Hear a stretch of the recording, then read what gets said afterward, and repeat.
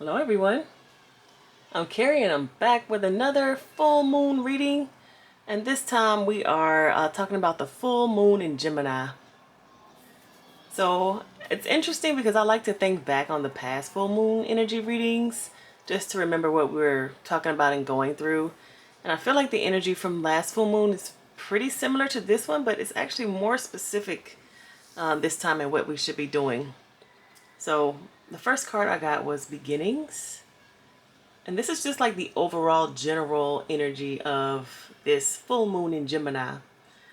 So it's interesting because the card actually says new moon under beginnings. So this could have been, or sorry, over the beginnings. So this could have been something that you've been feeling since the last full moon, or sorry, last new moon, or maybe you're going to be really feeling this during the new moon that's coming up in about 2 weeks. So looking at this card, it's like a portal. It's a portal from the darkness, or like from the winter into the springtime.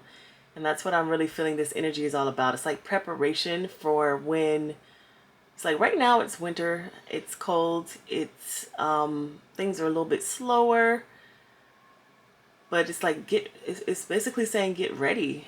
Get ready for when things are different, for springtime, for the change that's going to come. The change that you already know is coming is on its way, because that's just how seasons work.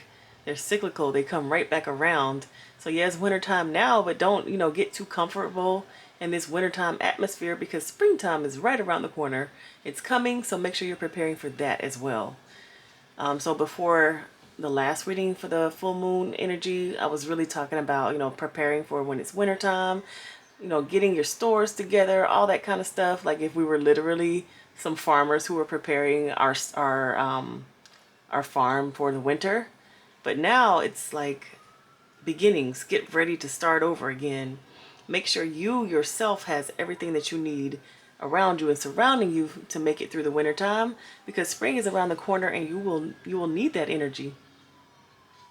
So if we just go through the spread, we're starting out over here. We've got self-love being clarified by beauty, being clarified by nourishment.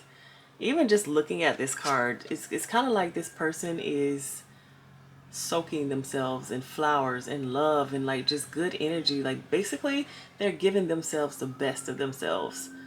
Like focusing on themselves, giving themselves the most self-love, self-care, all that type of energy that you need. It's like during the winter time, or during the times where there's not, because wintertime can also be a, what do I want to say that word? It can be synonymous with like times when things are not as abundant. So during those slower, drier, less abundant times, making sure that we are focusing our energy on ourselves, on self-love, like basically focusing within and inward, because if we're giving our energy away to others, then, or just things outside of ourselves, it doesn't even have to be other people. It can be like I don't know, people, places, things, other nouns. But if we're giving our energy in places that are not us, then we are not safe wasting it. But if we don't have a lot in the first place, then it's just going to be a little bit difficult in this time, this dry time, to get it back. So all I see here is like self-love, beauty, nourishment. It's like repeating itself. Focus, focus, focus on yourself. Focus on beauty. Focus on literally making yourself better, your environment better, giving to yourself, pouring back into yourself. Like I literally see these images of someone taking flowers and just putting them all over themselves. Like just flowers can represent beauty. They can represent love. They can represent like your favorite thing in the world. You might not like flowers, but you like books. You like incense. You like a clean house, doing all the things that bring you pleasure and joy. Because again, if we're in this dry, less abundant time, then we want to be making sure the energy that we do expend is for us, onto us, for the things we're passionate about, things that we love, the things that we want to put forth our energy into. So that's what I see here. And then in the middle, I see change, gratitude, and wisdom. So it's like, yes, that's what you do when it's during the darker, slower times. But again, there's this portal that's here. Like this is, maybe even you can call it the turning point. It's like, okay, we were getting ready for winter, but now it's time to get ready for spring. So we're switching our habits and the things that we're going to be doing. And in order to switch your habits and the things that you're focusing on, you need to know what it is that is important to you. And so that's why I see this change, gratitude, and wisdom. It's all about focusing the change that we know is coming on things that bring you joy. So what are you grateful for? That's the best way to know. The things that you are grateful for, the things that you love in your life, the things that bring you joy, peace, the things that you would not let go of. Like if you could only choose three things, so maybe not even physical things, but things about your life, things that you love doing. What are those three things that you're going to choose? You know, that analogy about the deserted island. If you're going to be on a deserted island, who would you bring with you? Or what music would you listen to? Or what would you be doing? Blah, blah, blah. Those things. The things that you are grateful for that you cannot do without. Making sure that you focus your energy on those things, because as spring is coming, as the season is changing, those things are going to be, the things that you're focusing on are going to be the things that are going to be coming into your life. And that's when I see this wisdom card. It's even talking about last spring. Do you remember last year this time? What were you focusing on? What were you making happening? What were you making happen in your life? What were you making coming true? Even focusing there, like starting from there and refocusing again.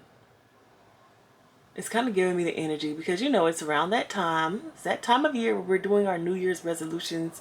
We're thinking about the next year coming up. We're trying to figure out, okay, what do we want to change in our lives? This card is just basically saying, yes, do all of those things, but remember last time. Did you have those same intentions last time? What hindered you or what helped you? How did you achieve your goal, or what stopped you from achieving your goal? Really just standing on that old wisdom, the things that you already know. Take that information about yourself and then set some new goals and make them even more specific and even more better. So like, a lot of people want to lose weight around this time, but if you've done the same thing last year, you had that same intention last year, what stopped you, or what helped you, or did you do great for the first 3 months and then fell off? Okay, so let's figure out some different methods and ways of doing better in that aspect this time. Or if you were wanting to write, because I see books here, if you were wanting to write something, okay, what helped you, hindered you in your goal to write things? And then we've got three other cards: balance, boundaries, and the path. This is just reiterating the focus on yourself and focusing on the things that you are interested in. Balance. Let's start here. I think especially even with myself, when we are interested in achieving our goals, sometimes it can just be so hard to balance everything. We've got our jobs, we've got our family, we've got our hobbies and passions, and then we also have like our goals, like the things that we just must achieve, like the things that are important to us and keep us going every day. But it can be sometimes hard to balance all of those things. And when you're moving forward in your new beginning, because we're talking about this portal, new moon beginnings, how is it that you plan to balance all that stuff? What's really important? Like putting those things in order, literally, and giving them each time a significance based off of the order in your life, the order of importance. If something's really important to you, you will make sure you do it no matter what. And in order to do that, we have to set boundaries, not only with others in our life, but even with ourselves. Like, all right, I want to start my own business.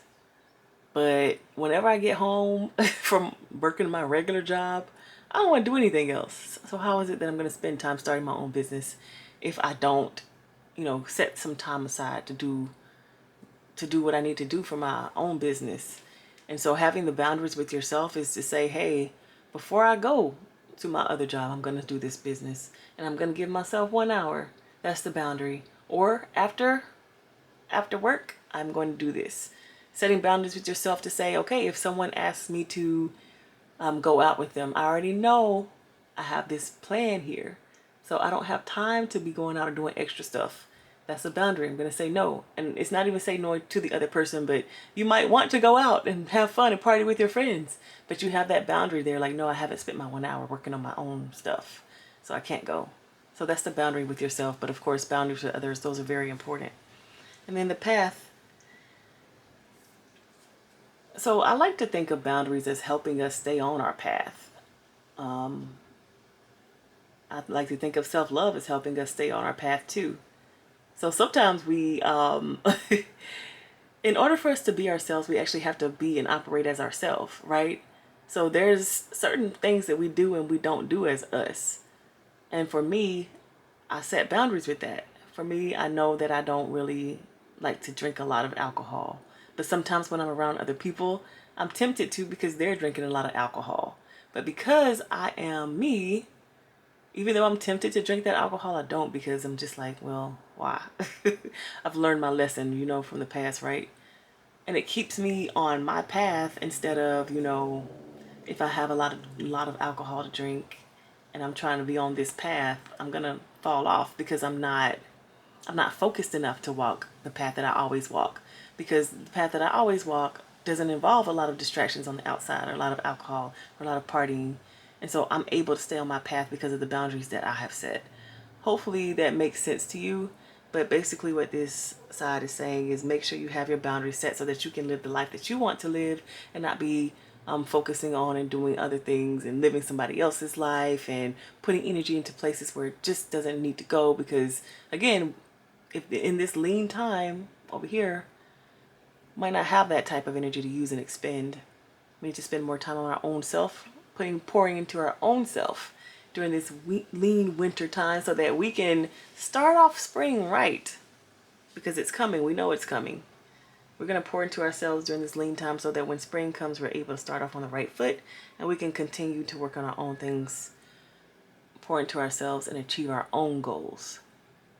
Okay, so that is the energy of this full moon. It's basically saying, yes, this is a time of resting, but don't forget, we're preparing already. We're preparing already for the next step, because it's coming, because it always comes. Okay, thank you all so much for watching this reading. Thank you for liking and subscribing. I will see you all in the next video.